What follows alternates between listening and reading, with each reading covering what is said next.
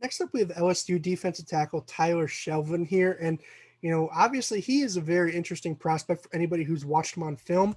But for those who haven't, just to sort of give you a picture of Tyler, he's a big guy. He's a very big guy, 350, 360 pounds in that range.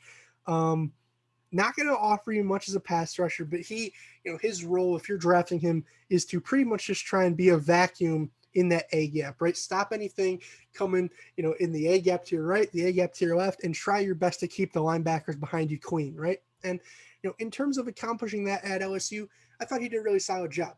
The only thing that sucks in this regard, being that he was an opt out, is obviously the fact that with a guy like him at his weight, skipping that entire season, I think, adds unnecessary question marks to his game, right? I think that if he plays 2020, produces at a similar level, I don't think there's very many questions about Tyler Shelvin. I think he's a pretty straightforward evaluation, right? But with a lot of these opt outs, we've seen guys wait, just weight alone fluctuate highly, right?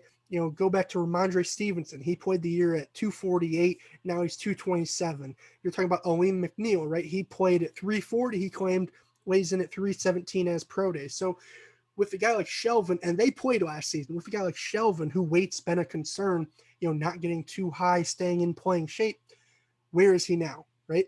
Obviously, pro day weighed in at 350, which, was slightly higher than what he played last season at, supposedly. They said 345 last season. I think either way, that's not bad, right? The question is now, is it still good weight in terms of playing weight? Is it still functional weight? And, is he still in game shape? I guess those are just the questions there. And unfortunately, you're not going to have those answered until after you draft him. But I think that just based off, if he is still in that similar 2019 game shape, I think that it is pretty, as I said, straightforward in terms of what you're getting. You're getting a guy who can clog the A gaps. He's not going to get pushed back very often, but he's also not going to do much in terms of pushing the offensive lineman back, right? He's more of a guy that's going to stalemate you and hold you up at the line of scrimmage. And, then you're going to have the linebackers behind making plays. And for a team, a 3-4 team, say the Steelers, say the Ravens, teams like that, this guy might be exactly what they want, right? But for a lot of other teams, he might not even be really a guy that you look hard into, assuming you don't run a 3-4, right? Because I'm not sure how much really play he has as a one technique. He didn't really have an explosive first step, would barely take a first step at all, right? He would just kind of get out of his stance, put hands on, and then, play off of that. And, that's why that pass rush ability is so low, because, sure, he would occasionally get a little bit of pressure, but never really anything serious. And especially when he's going up against better offensive linemen at the next level, I suspect that he'll be even worse as a pass rusher there, which, it is what it is, right? You're getting a specialist, and that's most certainly what he is. In terms of his block shedding, I thought he did a solid job, particularly when plays were coming straight at him in either A gap, as a two gap guy. I thought he did a solid job of just, breaking off enough, creating enough separation to get off and make a play. I do wish, though, there were some plays where, it's like, okay, say the right guard climbs up to the second level. It's just him one-on-one with the center. The play's going in that B gap, or where that B gap would have been. I would like to see a guy like Tyler be able to, in some way, sort of club or rip or do anything just to get off, dive, make the play, right? And I didn't quite see that. It seemed like it was either A gap or bust with him on most plays. And I do think that's a reason why I would have him graded lower than, say, an Aleem McNeil, right? Aleem was more explosive, and I thought that he offered more in terms of just range making plays on the field, if that makes sense, even though they were used in almost the same role, right?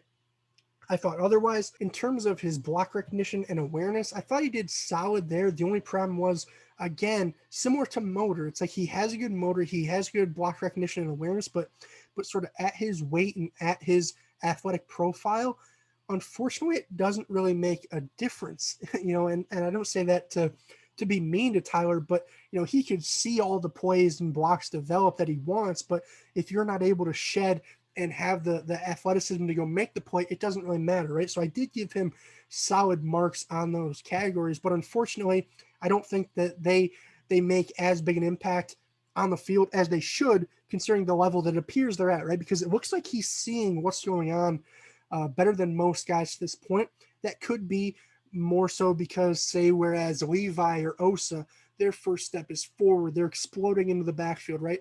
And, hey, if they get chipped here or reach block there, there's a lot more factors going on, where with Tyler, it's more of a slower sort of step forward punch, and we're starting every play in the same position, right? I think that plays a part of it. But I do think that either way, he's solid. I just wish that you would see it manifest in more plays being made, if that makes any sense. And overall, I think that gives him about a 68.5 final grade for me, or raw grade, I should say, which when you add in the position premium for him being a defensive tackle, that lands him right around a 71.24. For me, I wouldn't be shocked if a team that runs a pure 3-4, say the Steelers, Ravens, teams like that, I wouldn't be shocked if they valued him a little bit higher, in all honesty. Wouldn't be shocked to see him go in that sort of early third round, early to mid. But no, for me, a guy like that who's, I would say, a pure specialist, right? He doesn't offer any versatility really across that defensive line. He's irrelevant for half the team's defensive schemes in the league. He's not going to play on most downs in terms of, he's more of that run down defender, right? If it's third and long, he's not in the game. If it's third and medium, he's probably not in the game. But no, he's more that goal line, short yardage situation, first down, second down. Do we think they're running? Put Tyler in the game. I just think that for a guy like that, who's more of, like I keep saying, a specialist, I would say towards the end of the third round would be the best spot, in my opinion, for him. That does net him as the lowest overall defensive tackle on my big board, but I don't think that necessarily means that he's going to go below all the guys that we've done to this point, whether it's Davion Barmore. I'd say he's pretty much guaranteed to go behind, at least in my opinion, and probably Levi as well. But I wouldn't necessarily be shocked if he went ahead of, say, a Marvin Wilson, right? Because I think that he has a clear role on some teams, right? If you're a 3-4 team, if you want a nose tackle, take Tyler Shelvin, right? He'll do the job, and that's the only job he'll do, but he'll do it pretty well. I think I wouldn't be shocked if those teams had him graded a little bit higher because he fits what they want to do more.